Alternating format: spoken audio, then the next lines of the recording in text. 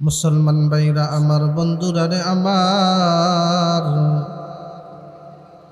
হযরতে উমর ফারুক রাদিয়াল্লাহু তাআলা আনহু হেদায়েত প্রাপ্ত হয়েছেন। আল্লাহর নবী সাল্লাল্লাহু আলাইহি ওয়াসাল্লাম তার জন্য দোয়া করেছিলেন। আবু জাহেলের জন্য নবী করিম সাল্লাল্লাহু আলাইহি ওয়াসাল্লাম দোয়া করেছিলেন, আল্লাহ আবু জাহেল অথবা ওমর ইবনুল খাত্তাবকে ইসলামের জন্য আপনি কবুল করে নেন। আল্লাহ রাব্বুল আলামিন হযরতে উমর ফারুক রাদিয়াল্লাহু তাআলা আনহুকে কবুল করেছেন। হযরতে উমর ফারুক রাদিয়াল্লাহু তাআলা আনহু কোরআনের সমপর্ষে থাকার কারণে, কুরআনুল কারীমের তেলাওয়াত শোনার কারণে আল্লাহ রাব্বুল আলামিন তার দিলটাকে পরিবর্তন করে দিয়েছেন। আল্লাহ রাব্বুল আলামিন তাকে ইসলাম গ্রহণ করার তৌফিক আল্লাহ পাক দান করেছেন।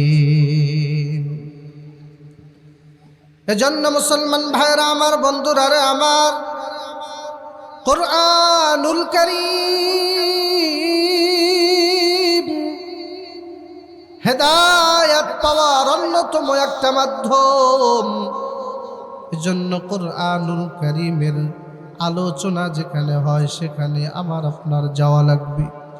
কুরআনুল কারীম যাদের সিনার মধ্যে আল্লাহ রাব্বুল আলামিন দান করেছে, হাফেজে কোরআনদের সাথে সংস্পর্শ থাকতে হবে।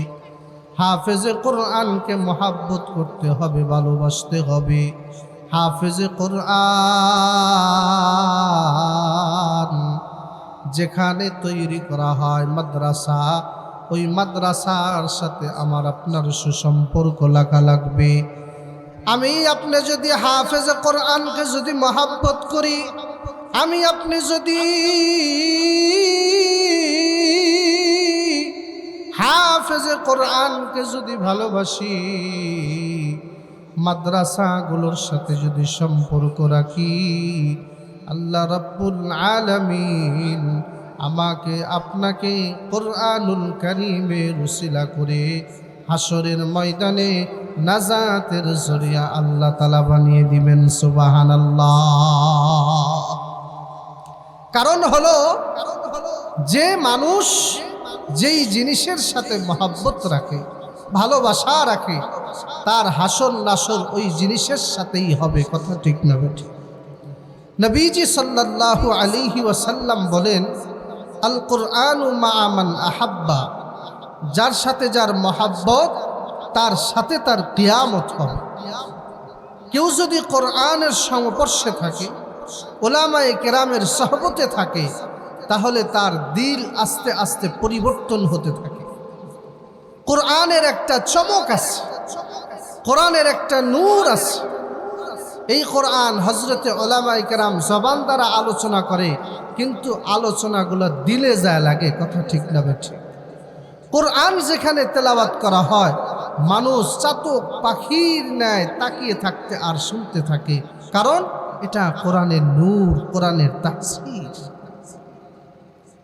কোরআনের সাথে যারা থাকবে তাদের চেহারার নূর পাওয়া যায়, তাদের কথার মধ্যে মাধুর্যতা পাওয়া যায়। যারা কোরআনের সমস্পর্শে থাকে না, আল্লাহ এদের চেহারার মধ্যে নূরও দেয় না, কথার মধ্যে আল্লাহ তাআলা মিষ্টতা ভাবও দান করেন। মুসলমান ভাইরা আমার, বন্ধুরা রে আমার, এজন্য কুরআনুল কারীম আমাকে আপনাকে তেলাওয়াত করতে হবে।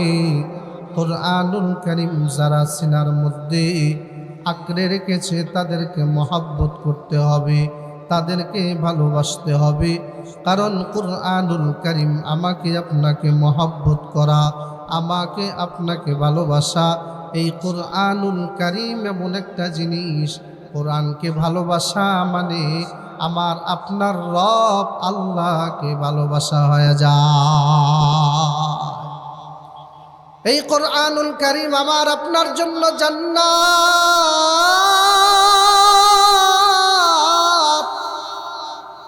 এই কোরআন আমার আপনার জন্য জাহান্নাম। কোরআন যারা মানবে তারা জান্নাতি হবে, আর যারা কোরআন মানবে না আল্লাহ রাব্বুল আলামিন তাদেরকে জাহান্নামে দিয়ে দিবে। কোরআনুল কারীম আমার আপনার মানা দরকার আছে কি নাই? আরো জোরে বলেন আছে কি নাই? কার কার মানা দরকার আছে?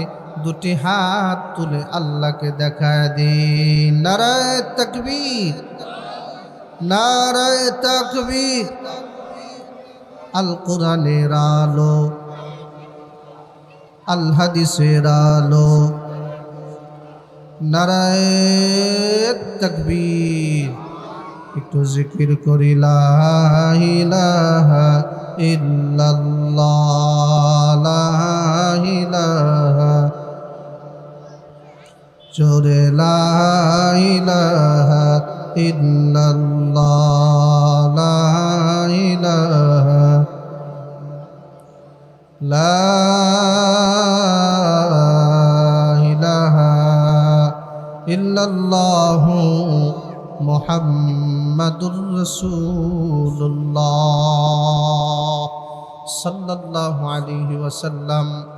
মুসলমান ভাইরারে আমার, বন্ধুরারে আমার, পর্দার আড়ালে আমার সম্মানিতা মা ও বোনেরা, আমি আপনাদের খেদমতের উদ্দেশ্যে যে আয়াতে কারিমা তেলাওয়াত করেছি জনাবে মুহাম্মদুর রাসূলুল্লাহ সাল্লাল্লাহু আলাইহি ওয়াসাল্লামের হাদিসে মুবারাকাত থেকে একটা হাদিস আপনাদের সম্মুখে আমি পাঠ করেছি। আল্লাহ রাব্বুল আলামিন কোরআনুল কারীমের মধ্যে বলেন, কুল ইয়া ইবাদিয়াল্লাযীনা আসরাফু আলা আনফুসিহিম লা তাকনাতু মির রাহমাতিল্লাহ ইন্নাল্লাহা ইয়াগফিরুয যুনুবা জামিআ ইন্নাহু হুয়াল গফুরুর রহিম। আল্লাহু আকবার। এ কালামে জিন্দা কুরআন হাকিম, হিকমতে ও লা ইয়াজাল সুতো কদিম, জামিউল ইলম ফিল কুরআনি লাকিন, তাকাসারাত আনহু আফহামুর রিজালি, আইকে মান্না বাজিবা কুরআন আদিম, তাকু জাহাদার হুজরা মি বাসি মুকিম। बदलेगा बदलेगा ज़माना लखूं मगर कुरआन ना बदला जाएगा, कुरआन ना बदला जाएगा। আল্লাহ রাব্বুল আলামিন বলেন, হে নবী আপনি বলে দেন, ইয়া ইবাদিয়াল্লাযীনা আসরাফু আলা আনফুসিহিম, যারা নিজেদের উপরে জুলুম করেছে, গুনাহ করতে করতে নিজের নফসটাকে একদম কালো বানিয়ে ফেলেছে। আল্লাহ তাআলা নবী মুহাম্মদুর রাসূলুল্লাহকে ডেকে বলেন, ইয়া ইবাদিয়াল্লাযীনা আসরাফু আলা আনফুসিহিম, যারা গুনাহ করতে করতে নিজেদের নফসের উপরে জুলুম করেছে, লা তাকনাতু মির রাহমাতিল্লাহ, তারা যেন আল্লাহ তাআলার রহমত হতে নৈরাশ না হয়ে যায়। কেন নৈরাশ হবে না? আল্লাহ তাআলা বলেন, ইন্নাল্লাহা ইয়াগফিরুয যুনুবা জামিআ, যারা গুনাহ করেছে তারা যেন আল্লাহ তাআলার রহমত থেকে যেন নৈরাশ না হয়। কেন নৈরাশ হবে না? আল্লাহ রাব্বুল আলামিন বলেন, নিশ্চয় আমি আল্লাহ সমস্ত গুনাহ ক্ষমাকারী। জোরে বলেন সুবহানাল্লাহ। ইন্নাহু হুয়াল গফুরুর রহিম, নিশ্চয়ই হল আল্লাহ রব্বুল আলামিন হলেন ক্ষমাশীল ও পরম দয়ালু। আমরা এমন কোনো মানুষ নাই যেই মানুষ আমি আপনি জীবনে গুনাহ করি নাই, কথা ঠিক না ঠিক? আমার আপনার জীবনে প্রত্যেক দিন গুনাহ আমার আপনার শরীরের সাথে জর্জরিত হয়ে রয়েছে, কথা ঠিক না ঠিক? এই জন্য গুনাহ থেকে আল্লাহ তাআলার কাছে তওবা করা লাগবে, আল্লাহ তাআলার কাছে মাফ চাইতে হবে। কেউ যদি গুনাহ করে আর মালিকের কাছে যদি ক্ষমা না চায়, একটা গুনাহ তাকে জাহান্নামে নিয়ে যাওয়ার জন্য যথেষ্ট হয়ে যাবে, নাউজুবিল্লাহ। এখন আমি আপনি গুনাহ করেছি, গুনাহ করার কারণে যেই মালিকের কাছে ক্ষমা চাইতে হবে, সেই মালিক আমাকে আপনাকে মাফ করে দিবেন, সেই মালিকের কাছে ক্ষমা চাওয়া দরকার আছে কি নাই? আরো জোরে বলেন, আছে কি নাই? কারণ মালিকের সব কিছু আমি আপনি বরণ করতেছি, সব কিছু আমি ভোগ করতেছি। আসমান, জমিন, চন্দ্র, সূর্য, নক্ষত্র, যত কিছু আছে আমি আপনি কথা বলতেছি, কথা শুনতেছি, আমি আপনি হাঁটতেছি, চলতেছি, খাবার খাচ্ছি, সব কিছুই তার দেওয়া নিয়ামত। এই নিয়ামতগুলোকে নাফরমানি করতেছি, আবার তার সাথে আমার আপনার যাইতেও হবে তার কাছে। অতএব তার কাছেই আমার আপনার শান্তি, তার কাছেই আমার আপনার অশান্তি। যদি ভালো কাজ করে যেতে পারি শান্তি, আর যদি খারাপ কাজ করে যাই আমার আপনার জন্য হবে অশান্তি। এজন্য মালিকের কাছে যাব, মালিকের কাছে প্রিয় হওয়া আমার আপনার দরকার আছে কিনা? আরো জোরে বলেন, আছে কি নাই? বলে প্রিয় কোন বান্দা হবে? আল্লাহ তাআলা বলেন আত্তাইবু হাবিবুল্লাহ। রসুল করিম সাল্লাল্লাহু আলাইহি ওয়াসাল্লাম বলে যে মাফ চায়, ক্ষমা চায়, আল্লাহর কাছে তাওবা করে, রসুল বলেন আত্তাইবু হাবিবুল্লাহ, যে তাওবা করে সে হলো আল্লাহ তাআলার বন্ধু। জোরে বলেন সুবহানাল্লাহ। এই তাওবাটাও আবার আমার আপনার করতে হবে একমাত্র আল্লাহ তাআলাকে সন্তুষ্টি করার জন্য। এমনভাবে গুনাহের প্রতি অনুতপ্ত হতে হবে যেই গুনাহটা আমি আপনি সামনে যেন আর না করি। প্রতিদিন তওবা করলাম, প্রতিদিন গুনাহ করলাম, এই তওবার কোনো দাম থাকবে না। বলে যেই গুনাহের জন্য আজকে তওবা করব, এই গুনাহটা যেন আমার সামনে হায়াতের জিন্দেগিতের মধ্যে না হয়। দিল থেকে আমার আপনার আল্লাহ তাআলার কাছে তওবা করতে হবে। কারণ আল্লাহ তাআলা দিলের কথা শোনেন, মুখের কথা শোনেন না। আল্লাহ তাআলা দিলে নজর দেন, বাহ্যিকে দৃষ্টি আল্লাহ তাআলা দেন না। আমার আপনার চেহারার প্রতি আল্লাহ তাকান না, আমার আপনার পোশাকের প্রতি আল্লাহ তাআলা তাকান না, আমার আপনার ধন সম্পদের প্রতি আল্লাহ তাকান না।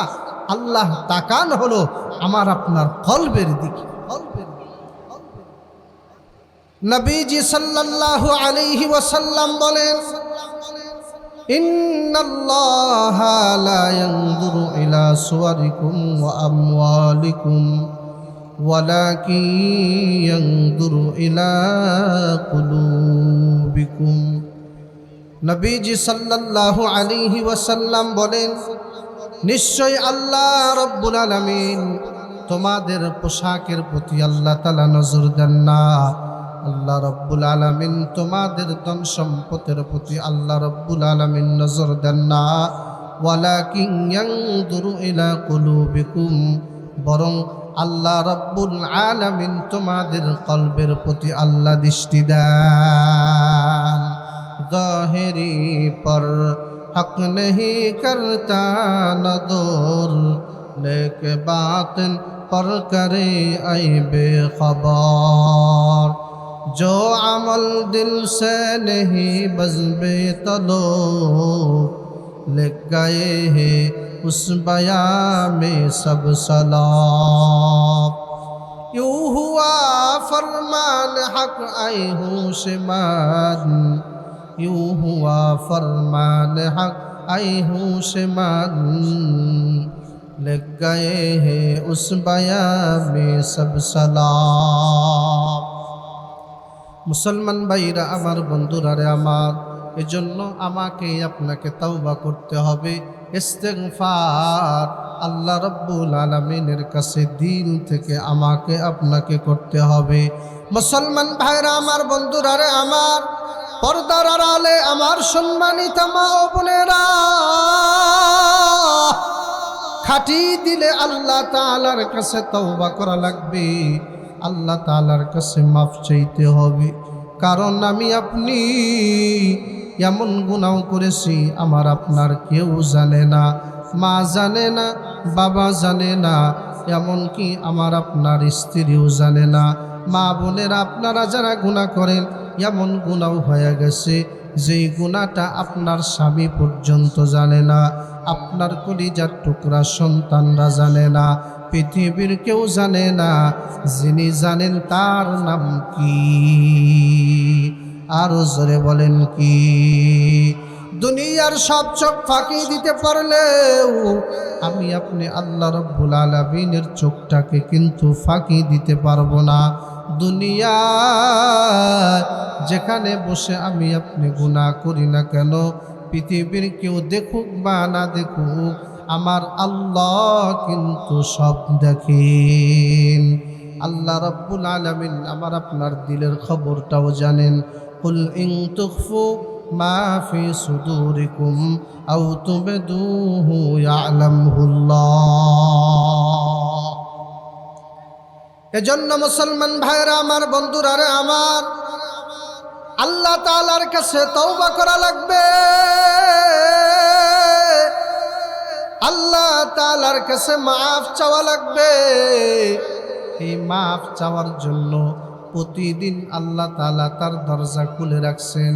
মাঝে মাঝে আল্লাহ রাব্বুল আলামিন বিশেষ কিছু দিন দান করেছে। এই বিশেষ দিনগুলোর মধ্যে সামনে আমাদের একটা দিন আসতেছে, যেই দিনটাকে আমরা চিনি হলো শবে বরাত। কথা ঠিক না ঠিক? হাদিসের ভাষায় শবে বরাত শব্দটা নাই। হাদিসের ভাষা নবীজি সাল্লাল্লাহু আলাইহি ওয়াসাল্লাম বলেন, ইদা কানাত লাইলাতুন নিসফি মিন শাবান ফাকুমু লাইলাহা ওয়াসুমু ইয়াওমাহা। নবীজি সাল্লাল্লাহু আলাইহি ওয়াসাল্লাম বলেন, শাবান মাসের মধ্য রজনী অর্থাৎ 15 তারিখের দিবাগত রাত্রিতে আল্লাহ তাআলা সপ্তম আসমান থেকে প্রথম আসমানে চলে আসে, আর বান্দাদেরকে ডাকতে থাকে, বান্দীদেরকে ডাকতে থাকে, আলা মিন মুস্তাগফিরিন ফাগফারালা, কে আসো গুনাহগার, আমি আল্লাহর কাছে ক্ষমা চাও, আমি আল্লাহ তোমার গুনাহটাকে মাফ করে দেব। কে আসো গুনাহ করতে করতে নিজের নফসের উপরে জুলুম করে ফেলেছ, আমি আল্লাহ তাআলার কাছে চাও, তুমি বান্দা একটা চোখের পানি ফালাইবা, আমি আল্লাহ তোমার গুনাহ মাফ করে দিতে আমি আল্লাহ দেরি করব না। সুবহানাল্লাহ। আই কে কাহি কজবালা যা আখিরি জানে খদরা দর তজরু আওরি বা তজরু বাশতা সাদা শবি বুরিয়া কুন তাবেদাহ খন্দশবি আই খুশা চশ मैं के आबिर उस होए हुमायूं दिल के आबिर उस। এ মুসলমান ভাইরা আমার, বন্ধুরা রে আমার, শাবান মাসে এমন একটা আল্লাহ তাআলা রাত দিয়েছে, এই রাতটা হলো নিঃসন্দেহে বরকতময় রাত। আল্লাহ রাব্বুল আলামিন দুনিয়ার বুকে মানুষদেরকে আল্লাহ তাআলা খুশির জন্য ঈদ দান করেছে। মানুষের ঈদ হলো দুটি, জোরে বলুন কয়টি? মানুষের আনন্দের দিন হলো দুটি, একটি হলো ঈদুল ফিতর আর 2 নম্বর হলো ঈদুল আজহা। মানুষ যেহেতু রাত্রিবেলায় ঘুমায় আর দিনের বেলায় তারা জাগ্রত থাকে, এজন্য তাদের আনন্দের দিন দান করেছে দিনের বেলায়।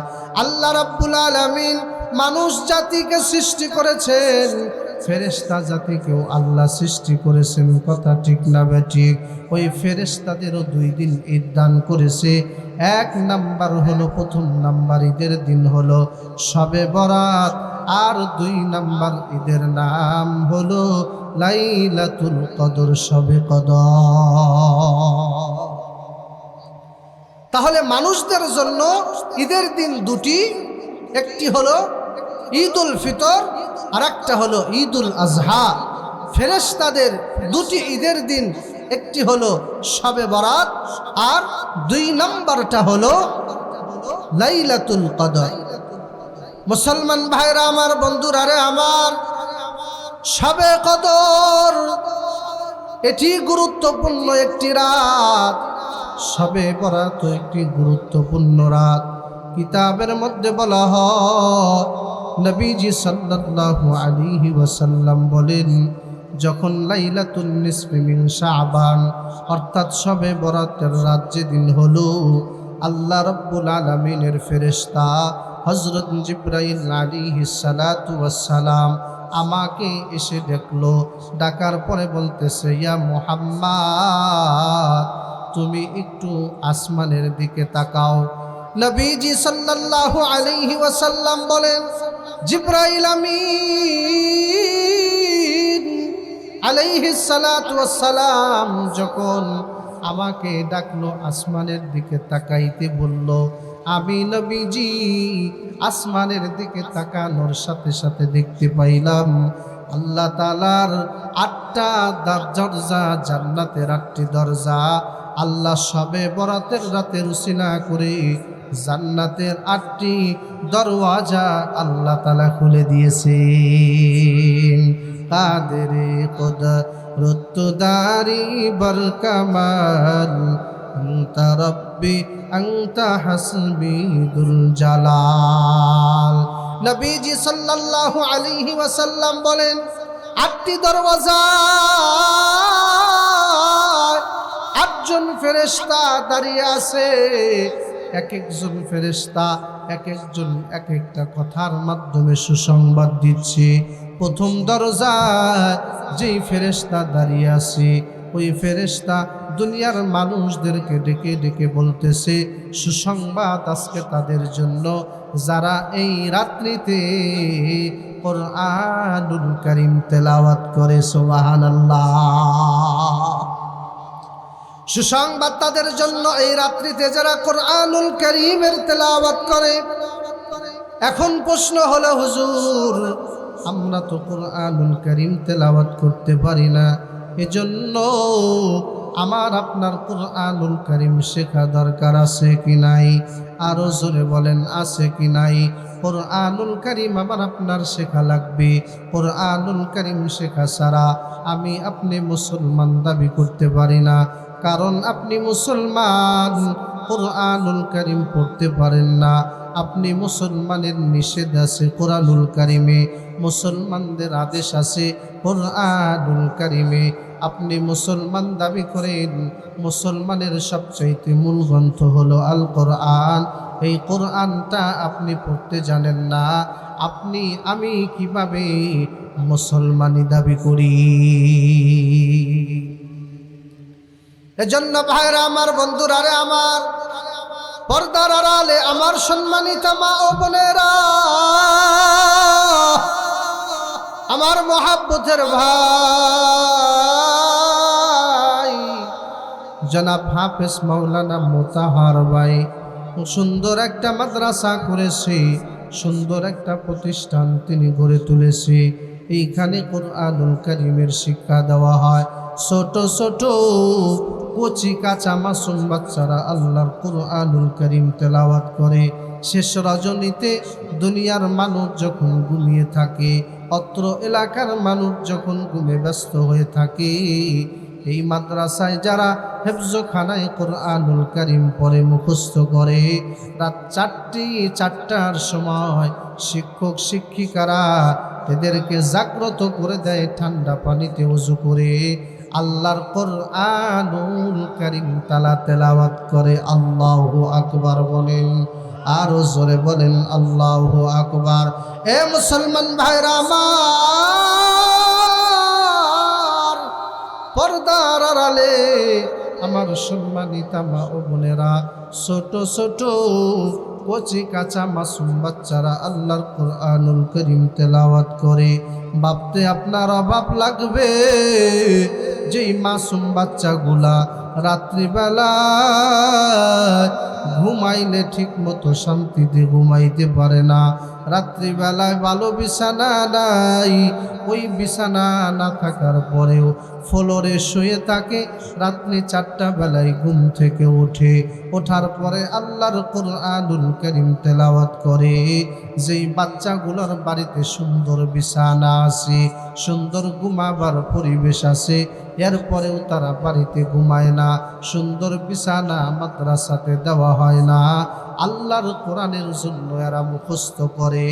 বলেন তো দেখি, আমি আপনি কোরআনের জন্য কয়টা সময় কষ্ট করেছি? এজন্য আমার আপনার কোরআনুল কারীম পড়া লাগবে। নবীজি সাল্লাল্লাহু আলাইহি ওয়াসাল্লাম বলেন, আমি যখন আসমানের দিকে তাকালাম, আসমানের দিকে তাকানোর সঙ্গে সঙ্গে দেখতে পাইলাম আল্লাহ তাআলার জান্নাতের 8টি দরওয়াজা খুলে দেওয়া হয়েছে। প্রথম দরজায় ফেরেশতা ডেকে ডেকে বলতেছে সুসংবাদ আজকে তার জন্য, যে আজকের বেলায় যিনি কোরআনুল কারীমের তেলাওয়াতে মগ্ন আছে। দ্বিতীয় নাম্বার দরজায় ফেরেশতা ডেকে ডেকে বলতেছে সুসংবাদ তার জন্য, আজকের রাত্রিতে যিনি জিকিরে মগ্ন আছে। জোরে কোন সুবহানাল্লাহ। এজন্য আমার আপনার জিকির করা লাগবে, লা ইলাহা ইল্লাল্লাহ, আল্লাহ ছাড়া কোনো মাবুদ নাই। বেশি বেশি আমি আপনি জিকির করব। তৃতীয় নাম্বার ফেরেশতা দাঁড়িয়ে আছে, ফেরেশতা ইলাহা জোরে লা ইলাহা লা ইলাহা ইল্লাল্লাহু মুহাম্মাদুর রাসূলুল্লাহ সাল্লাল্লাহু আলাইহি ওয়াসাল্লাম। মুসলমান ভাইরা আমার, কথা বলতেছিলাম, তৃতীয় নাম্বার ফেরেশতা তৃতীয় দরজায়, জান্নাতের তৃতীয় দরজায় দাঁড়িয়ে দাঁড়িয়ে বলতেছে সুসংবাদ আজকে তার জন্য, যে আজকের রাত্রিতে অর্থাৎ শবে বরাতের রাত্রিতে যিনি রুকু অবস্থায় থাকে। চতুর্থ নাম্বার দরজায় ফেরেশতা ডেকে ডেকে বলতেছে সুসংবাদ ওই ব্যক্তির জন্য যিনি আজকে এই রাত্রিতে সিজদারত অবস্থায় থাকবে। পঞ্চম নাম্বার দরওয়াজায় পঞ্চম একজন ফেরেশতা ডেকে ডেকে বলতেছে সুসংবাদ আজকে তার জন্য, যিনি তার গুনাহের প্রতি অনুতপ্ত হয়ে আল্লাহ তাআলার কাছে তাওবা করতেছে। এ মুসলমান ভাইরা আমার, বন্ধুরা রে আমার, নবীজি সাল্লাল্লাহু আলাইহি ওয়াসাল্লাম বলেন ষষ্ঠ দরজায় একজন ফেরেশতা ডেকে ডেকে বলতেছে সুসংবাদ আজকে তার জন্য, যিনি নামাজরত অবস্থায় আছে। সপ্তম নাম্বার ওই ব্যক্তিকে সুসংবাদ দিচ্ছে আজকে ওই রাত্রির জন্য, তার জন্য সুসংবাদ যে এই রাত্রিতে নিজের গুনাহের প্রতি অনুতপ্ত হচ্ছে।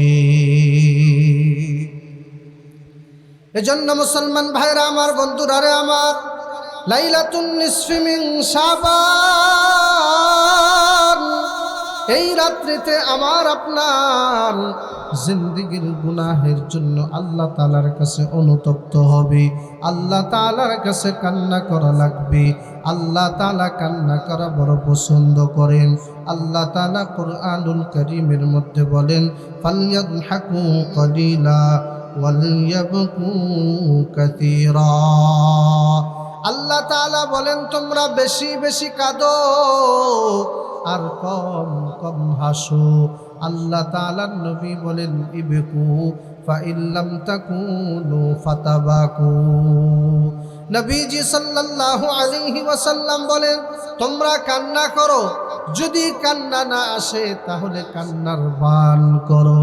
দেখবেন কিছু কিছু সময় মাসুম বাচ্চারা আপনার কাছে টাকা চাইলে, আপনার কাছে পয়সা চাইলে, দোকানের কিছু মজা কিনে দিতে বললে আপনি যদি বলেন না এখন টাকা নাই, এখন আমার কাছে পয়সা নাই, দোকানদারের কাছ থেকে আমি বাকি কিনে দিতে পারবো না, মাঝে মাঝে দেখা যায় মাসুম বাচ্চা কিন্তু কান্না করে, কান্নার বান করে, চোখের পানি দেখা যায় না। যখন আপনি টাকা দিবেন, দোকান থেকে মজা কিনা দিবেন, সাথে সাথে তার কান্নার ভানটা ছেড়ে যায়। মূলত তার কান্না নাই, চোখের পানি নাই, উদ্দেশ্য হলো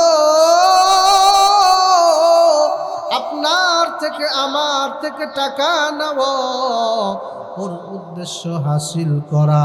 যদিও কান্না নাই, চোখে পানি নাই, কান্নার বান ধরেছে।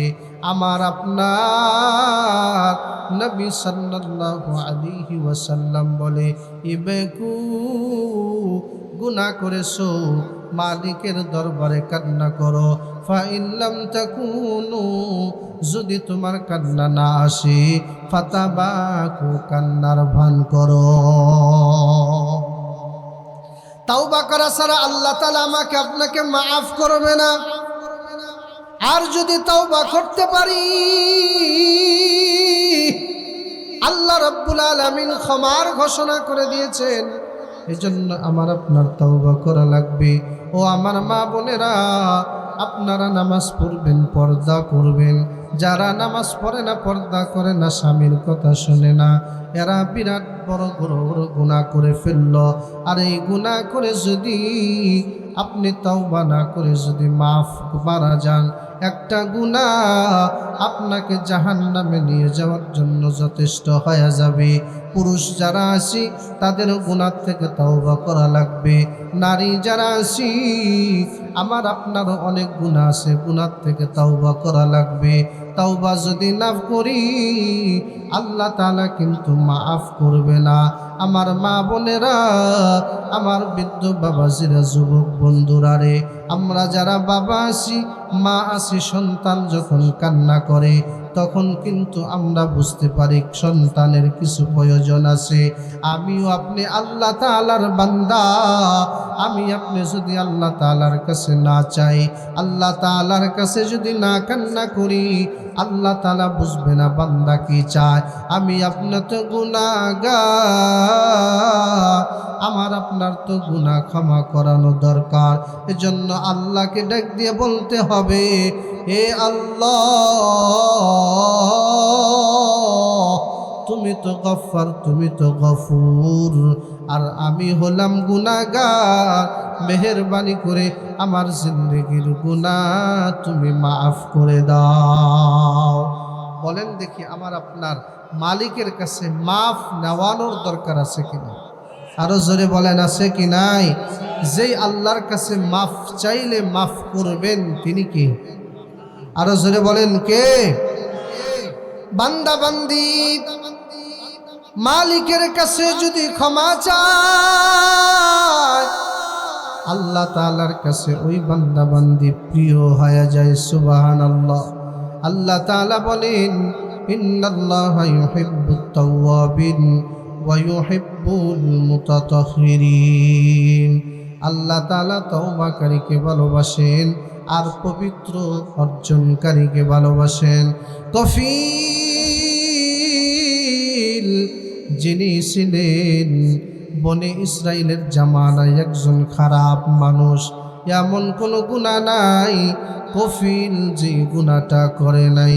নবীজি সাল্লাল্লাহু আলাইহি ওয়াসাল্লাম সাহাবায়ে কেরাম রাদিয়াল্লাহু তাআলা আনহুম আজমাইনদেরকে কফিলের ঘটনাটা বারে বারে শোনাইছেন। নবীজি সাল্লাল্লাহু আলাইহি ওয়াসাল্লাম বলেন, বনে ইসরাইলের জামানা একজন জালেম বান্দা ছিল, যার নাম হলো কফিল। এই কফিল যেমন কোনো গুনাহ নাই যেই গুনাহ কফিল করে নাই। তার গুনাহ করার মধ্যে অন্যতম একটা বড় গুনাহ হলো এই কফিল সুদের উপরে মানুষের কাছে টাকা লাগাইতো। আমাদের সমাজে সুদ আছে কি নাই? আরো জোরে বলেন আছে কি নাই? যারা সুদের ব্যবসা করে শুনে রাখেন, ভালো করে বুঝে রাখেন, সর্বনিম্ন গুনাহ হলো নিজের মায়ের সাথে জিনা করা। জোরে কন্যা নাউজুবিল্লাহ। এ মুসলমান ভাইরা আমার, বন্ধুরা রে আমার, যারা জিনাহের গুনাহ করে আল্লাহ রাব্বুল আলামিন তাদেরকে শাস্তি দিবেন। আর শুনে রাখেন, যারা সুদের ব্যবসা করে, সুদের ব্যবসা করলে ক্ষতি আছে। এক নাম্বার হলো সুদের ব্যবসা করলে তার চেহারার নূর আল্লাহ তাআলা কেড়ে নেন। দুই নাম্বার, যারা সুদের ব্যবসা করে এদের মুখের ভাষার মিষ্টতা আল্লাহ তাআলা উঠিয়ে নেন। কথা বলতেছিলাম, নবীজি সাল্লাল্লাহু আলাইহি ওয়াসাল্লাম বলেন, কিফিল এমন কোনো গুনাহ নাই যেই গুনাহ করতো না। গুনাহের মধ্যে একটা বড় গুনাহ হলো কিফিল সুদের উপরে মানুষের কাছে টাকা লাগাইতো। সুদ ছাড়া তিনি কিছুই বুঝতো না। সুদের উপর টাকা নিলে তিনি টাকা দিত, আর যদি বিপদে পড়ে মানুষ যদি তার কাছে টাকা চাইতো একটা টাকাও তিনি দিত না। হে মুসলমান ভাইরা আমার, বন্ধুরা রে আমার, পর্দার আড়ালে আমার সম্মানিতা মা ও বোনেরা, কিফিলের কাছে একজন মহিলা বেকারে পড়ল, তার কিছু টাকার প্রয়োজন হলো। কিফিলের কাছে ওই মহিলাটি শরণাপন্ন হলো। কিফিলকে ডাক দিয়ে বলে, এরে কিফিল ভাই, আমার কিছু টাকার প্রয়োজন, আমাকে কিছু টাকা দাও। কিফিল ডাক দিয়ে বলে, হ্যাঁ আমি তো টাকাই দেই, আমার টাকার পরিবর্তে আমাকে সুদ দিতে হবে। এই মহিলাটা ডাক দিয়ে বলে, কিফিল, আমি যদি তোকে সুদের উপরে টাকাই দিতে পারতাম তাহলে তো আমি তোর কাছে আসতাম না। আমি সুদ দিতে পারবো না, লাভ দিতে পারবো না।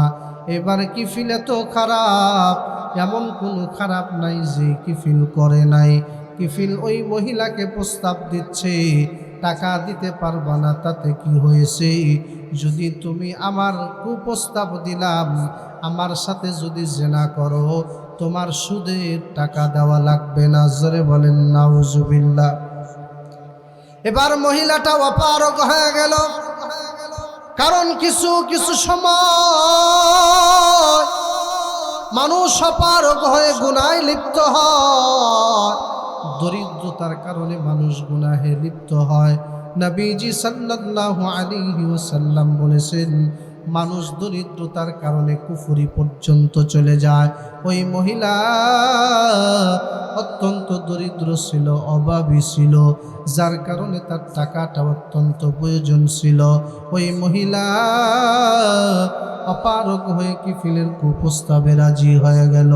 দিন তারিখ নির্ধারণ হয়ে গেল, অমুক দিন তুমি আমার কাছে আসবা, আমি তোমার কাছে যাব।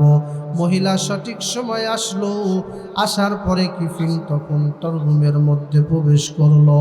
যখন প্রবেশ করলো, আল্লাহর বান্দির সাথে যখন জেনা করবে, জেনা করার সমস্ত প্রস্তুতি গ্রহণ করেছে।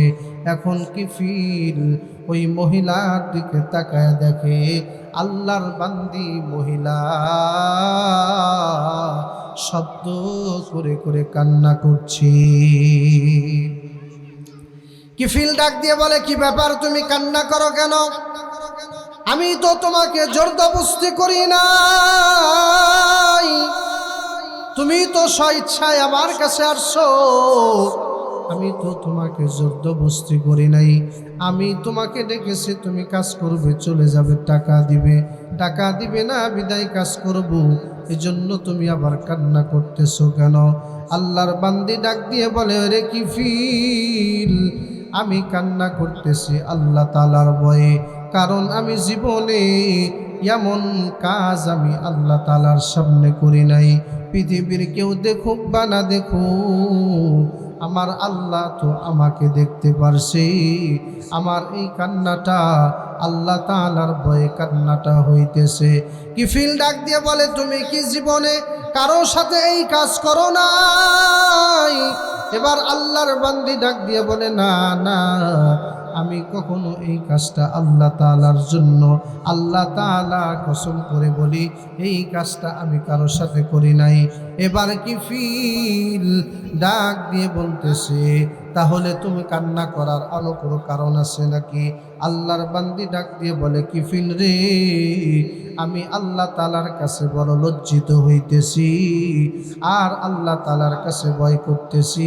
এই অবস্থায় যদি আমার মৃত্যু হয়ে যায়, আমি আল্লাহ তাআলার কাছে কিভাবে মুখ দেখাবো? আল্লাহর বান্দি যখন এই কথাটি বলল, বলার সঙ্গে সঙ্গে কিফিলের দিলের ভিতরে আঘাত করলো। আঘাত করার সঙ্গে সঙ্গে কিফিল নেমে গেল। নেমে গিয়ে বলতেছে, আল্লাহর বান্দি, আমি তওবা করলাম, আমি আর জীবনে কারো সাথে জিনাহের গুনাহ করব না। কিফিল এই কথা বলে বাড়িতে চলে গেল। বাড়িতে গিয়ে রাত্রিতে অনুশোচনা করতে করতে ঘুমিয়ে গেছে। এই রাত্রিবেলায় আল্লাহ রাব্বুল আলামিন কিফিলের জানটা কবজ করে নিলেন। আল্লাহ তাআলা মালাকুল মাউতের মাধ্যমে জানটা কবজ করে নিলেন। কিফিল সকালে মারা গেল। এলাকার সকলেই খুশি হলো, কিফিল মারা গেছে, ভালো হয়েছে।